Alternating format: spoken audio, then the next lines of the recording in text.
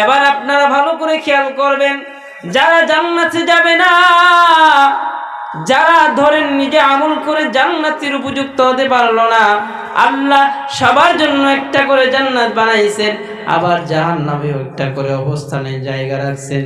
যে জান্নাতের কাজ করে জান্নাতে যাওয়ার উপযুক্ত হবে, আল্লাহ তারে জান্নাত দিবেন। আর যেই কপাল পোড়া জান্নাতে যেতে পারবে না, জান্নাতে যাওয়ার কাজ করতে পারবে না, আমার আল্লাহ তারে জাহান্নামের মধ্যে দিবেন। আমার নবীর যখন 63 বছর হয়ে গেল, আমি উদাহরণ দিচ্ছি একটা জাহান্নামের কি ভয়ানক শাস্তি হবে। আমার নবীর বয়স যখন 63 বছর হয়ে গেল, আপনারা জবাব দিবেন নবীর মরণ কত বছর বয়সে হয়েছিল? 63 বছর বয়সে আমার নবী দুনিয়া থেকে বিদায় হয়েছেন। আমার আল্লাহ নবীর 63 বছর বয়সে আজরাইলকে ডাক দেয়া কয়, আজরাইল তুমি দুনিয়ার কত মানুষের কাছে গিয়েছো, দুনিয়ায় কারো কাছে কোনোদিন অনুমতি চাওয়া লাগে নাই রে আজরাইল। আমি আল্লাহ তোমারে সেই ক্ষমতা দিয়েছি, আজকে তোমারে আমি এমন এক বান্দার কাছে পাঠাবো, যেই বান্দার সাথে কিন্তু বেয়াদবি করা যাবে না। আমার বান্দার কাছে যাইবা, আমার বান্দার কাছে যাওয়ার পর আমি আল্লাহর সালাম জানাইবা, ও জিব্বে ও আজরাইল তোমার পক্ষ থেকে সালাম জানাইবা। আমার নবীর কাছে গিয়া বলবা, ও নবী আমার আল্লাহ আপনাকে সালাম দিয়েছে, আর আপনি যদি যেতে চান আমার আল্লাহ বলছেন আপনাকে যেন সসম্মানে নিয়ে যায়। এবার আজরাইল আমার নবীর ঘরে চলে আসলেন। সংক্ষেপে শেষ করে দিব, আমার নবীর ঘরের দরওয়াজায় নক করলেন। আমার নবী তখন জ্বরে আক্রান্ত হয়েছিলেন।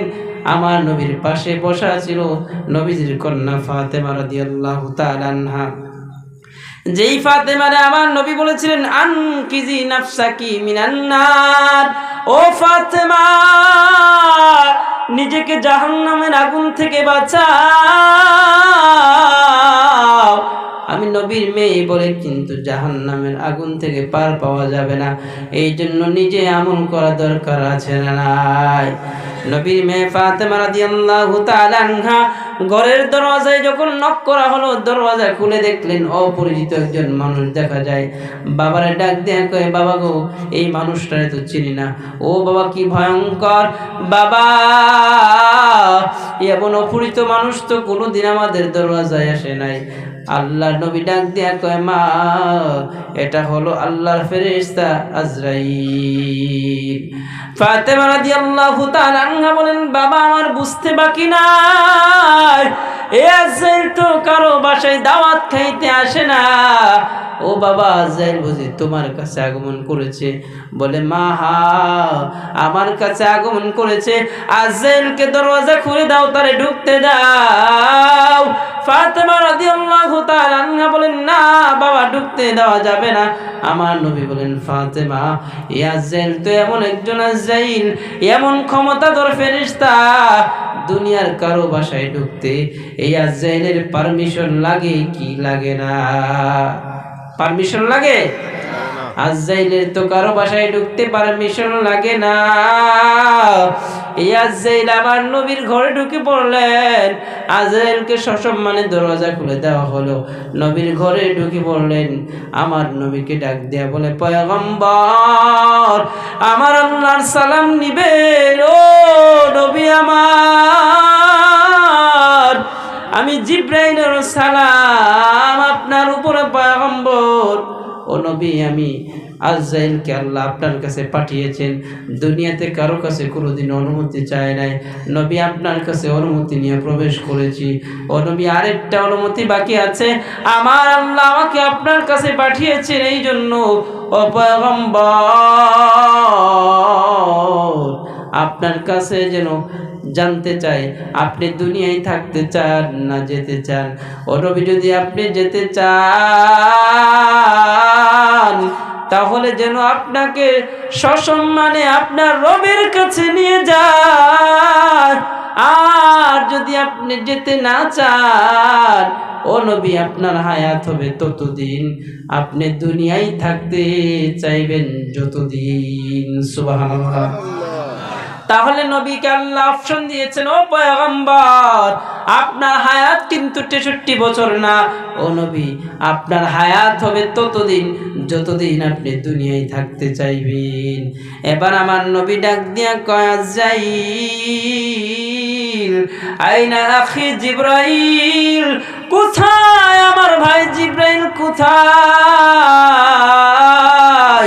হুয়া ফিস সামাইল উলা। ও পয়গম্বর আপনার ভাই জিবরাইল প্রথম আসমানে।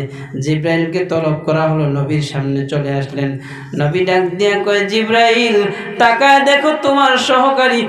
জিবরাইল তাকায় দেখো আজরাইল আমার দরওয়াজে এসে হাজির। আজরাইল আমাকে নিয়ে যাওয়ার জন্য এসেছেন। ও জিবরাইল আল্লাহর সাথে আমার একটা কমিটমেন্ট বাকি আছে, ওয়াদা বাকি আছে। তুমি আল্লাহ তাআলার কাছে গিয়ে জিজ্ঞেস করো, আমি মুহাম্মাদুর রাসূলুল্লাহ যদি দুনিয়া থেকে বিদায় হয়ে যায়, আমার ওই সমস্ত উম্মতগুলা, আমার ওই আসামের পলাশীপাড়ার উম্মতগুলা, আমার আসামের নগর বেড়ার উম্মতগুলা, আমি নবীর তামাম দুনিয়ার উম্মতগুলা, যারা আমি নবীর জীবনে কোনোদিন দেখে নাই, যারা আমি নবীর জীবনে কোনোদিন শুনে নাই, দেখে নাই, এরপর আমি নবীর উপরে ঈমান আনবে, আমি নবীর ভালোবাসায় মহব্বতে তাফসিরুল কোরআন মাহফিলে ধর্মীয় সবার মধ্যে কঠিন শীতকে উপেক্ষা করে বসে থাকবে, আমি নবীর হাদিস থেকে কথা শুনবে, আমি নবীর কথাগুলো মনোযোগ সহকারে শুনবে, আমলের নিয়তে শুনবে, আল্লাহর কোরআনের কথাগুলো শুনবে যেগুলো আমি প্রচার করেছি। আবার ওই গুনাহগার উম্মতগুলোর কি হালত হবে, তাদের জিম্মাদারি কে নেবেন? বলি সুবহানাল্লাহ। জিবরাইল আল্লাহ তাআলার কাছে চলে গেলেন। রব্বুল আলামিন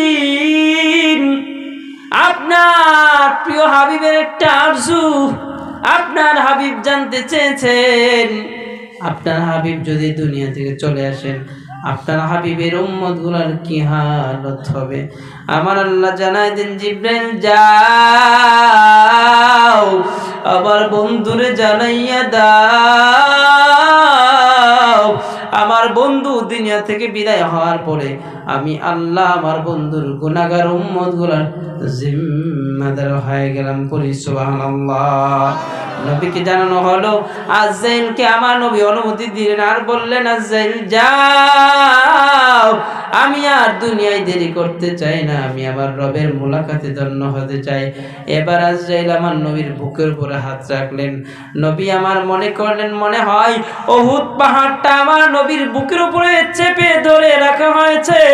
নবী বললেন, আজরাইল আমার কেন কষ্ট দাও?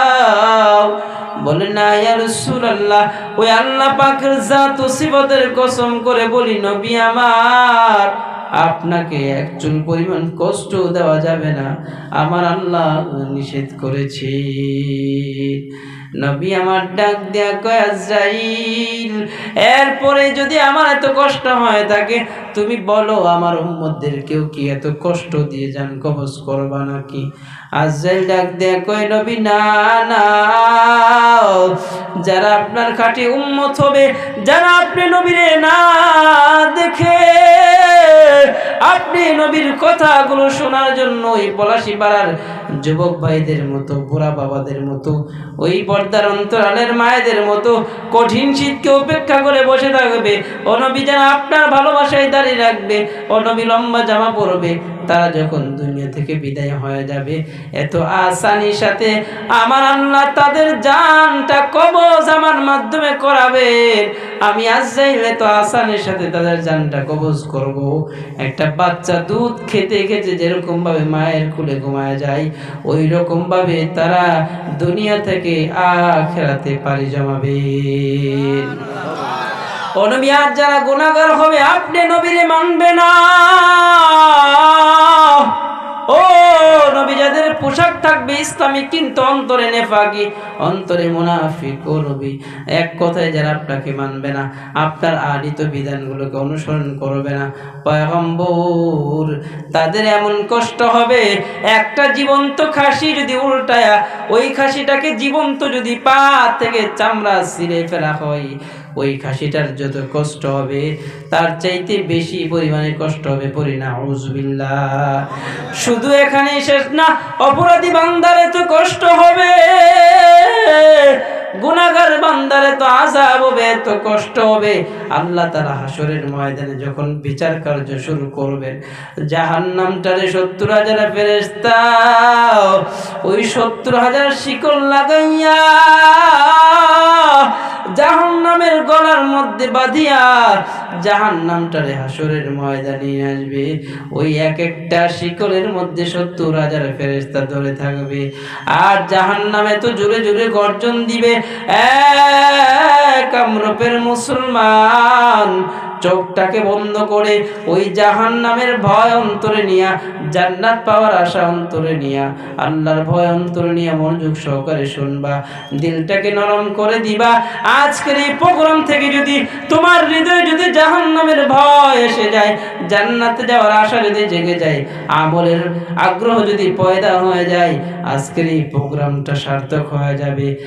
আমার ভাইয়েরা, আমার বন্ধুরা, বলছিলাম আমার আল্লাহ ওই হাসরের ময়দানে যখন তামাম দুনিয়ার মানুষগুলা দাঁড়িয়ে যাবে, আল্লাহ যখন জাহান্নামকে উপস্থিত করবেন, জাহান্নামকে ৭০,০০০ ফেরেশতা ধরে রাখবে। ওই জাহান্নামকে আল্লাহ তাআলা বলেন, ইয়াউমা নাকুলু লি জাহান্নাম হালিম তালাতি ওয়া তাকুলু হাল মিন মাজিদ।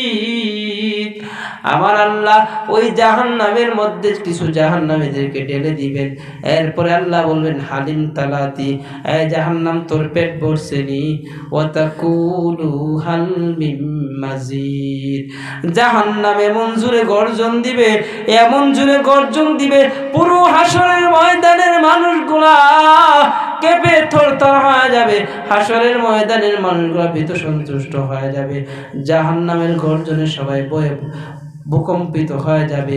ওই মানুষগুলা এত ভয় পাবে, এত ভয় পাবে। আর আমার আল্লাহ জাহান্নামরে বলবেন, জাহান্নাম তোর পেট ভরছে নি?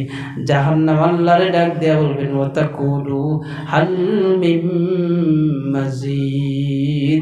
ও আল্লাহ, কই বেনামাজি গুলো, কই বেপরদাওয়ালা গুলো, কই সুদ ঘুষ খানেওয়ালা গুলো, কই? আল্লাহ আমার মধ্যে দাও, আজকে আমি তাদেরকে সাবার করে দিব, পড়ি নাউজুবিল্লাহ। নগর বেড়ার মুসলমান, ওই জাহান্নামের আযাব বড় কঠিন। কেমন কঠিন ওই জাহান্নামের আযাব! জাহান্নামের একটু আগুন যদি দুনিয়ার ওই হিমালয় বলেন এভারেস্ট পাহাড়ের পর্বতের চূড়ার মধ্যে যদি, ওই কাঞ্চনজঙ্ঘার চূড়ার মধ্যে যদি রেখে দেওয়া হতো, ওই আগুনটা ওই দুনিয়ার পাহাড়, ওই বরফের পাহাড় ভেদ করে, দুনিয়ার এই জমিন ভেদ করে, এরপরে ওই পানির স্তর ভেদ করে, সাগর স্তর ভেদ করে জাহান্নামের আগুন গিয়া জাহান্নামে পৌঁছাতো। আমার নবী বলেন, আল কবরু রাউযাতুম মিন রিয়াজিল জান্নাহ আও হুফরাতুম মিন হুফারিন নার। কবর হবে কারো জন্য জান্নাতের বাগান, আবার কারো জন্য জাহান্নামের গর্ত। যার জন্য জাহান্নামের গর্ত হয়ে যাবে, তার আফসোসের কোনো সীমা থাকবে না। হাসরের ময়দানে ও অপরাধীগুলো এমন আফসোস করবে, ইয়া লাইতাহা কানাতিল কাযিয়া, ইয়া লাইতাহা কানাতিল কাযিয়া। ওই জাহান্নামীগুলা বলবে, হায় আফসোস। ওই হাসরের ময়দানে আল্লাহ জাহান্নামীদেরকে বাম হাতে আমলনামা দিবেন। কেমন করে আমলনামা দিবেন? হাদিসের মধ্যে পড়েছি, এত কষ্ট হবে তাদের আমলনামা রিসিভ করতে। ওই জাহান্নামীদেরকে আল্লাহ ধমক দিবেন, আর ওই জাহান্নামীদের বাম হাতটাকে বুকের মাঝখান দিয়া ফাড়িয়া পিছনের দিকে নিয়ে যাওয়া হবে, পড়ি নাউজুবিল্লাহ। সবাই একসাথে বলেন নাউজুবিল্লাহ। ওই জাহান্নামীদের বাম হাতটাকে বুকের মাঝখান দিকে ফাড়িয়া পিছনের দিকে নিয়ে যাওয়া হবে, আমলনামাটা তার হাতের মধ্যে ধরায় দেওয়া হবে। এবার চক্ষু সামনে আমলনামা, পিছনে মাথা সামনে আমলনামা, পিছনে কেমনে পড়বে? পড়তে পারবে কি? পারবে নাকি? এবার আমার আল্লাহ বলবে, ও ফেরেশতার দল, এই গুনাহগার দুনিয়ায় নামাজ পড়ে নাই, এই গুনাহগার রোজা রাখে নাই, আমি আল্লাহ নাফরমানি করেছে, আমার রাসূলের নাফরমানি করেছে, আমি আল্লাহর বিরুদ্ধাচরণ করেছে, এই জাহান্নামের মাথাটাকে একটা মোচড় দিয়া ভাঙিয়া, একটা মোচড় দিয়া কল্লাটাকে পিছনের দিকে ফিরায় দেয়। পড়ে নাউজুবিল্লাহ। এবার জাহান্নামী আমলনামা দেখবে, আমলনামার মধ্যে শুধু গুনার গুনাহ, গুনার গুনাহ। কোন দিন রাতে কি করেছে, কার বাসায় চুরি করেছে, কোন দিন কার সাথে কি অন্যায় অপরাধ করেছে, অন্যায়ভাবে কোন এতিমের গলায় ধাক্কা দিয়েছে, অন্যায়ভাবে কার জমিনকে আত্মসাৎ করেছে, অন্যায়ভাবে কার টাকা আত্মসাৎ করেছে। এই অপরাধগুলো যখন দেখবে সে বলবে হায় আফসোস, এটা কেমন কিতাব, লা ইউগাদিরু মিনহু সগীরাতাও ওয়ালা কাবীরাতান আহসাহা। এটা কেমন কিতাব, এটা কেমন আমলনামা, এটা কেমন সিসি ক্যামেরা। এই ক্যামেরার মধ্যে তো সব কিছু ধরা পড়ে গেছে। আমি আমার দুনিয়ার জীবনের বালেগ হওয়ার পর থেকে প্রথম দিন কি করেছি, আমি আমার জীবনের শেষ দিন কি করেছি, কখন কার সাথে কোথায় কি অন্যায় করেছি, অপরাধ করেছি, ছোট থেকে ছোট, বড় থেকে বড়, কোনো অপরাধী তো বাদ দেওয়া হয় নাই। সব অপরাধগুলোই তো এখানে জমা হয়েছে।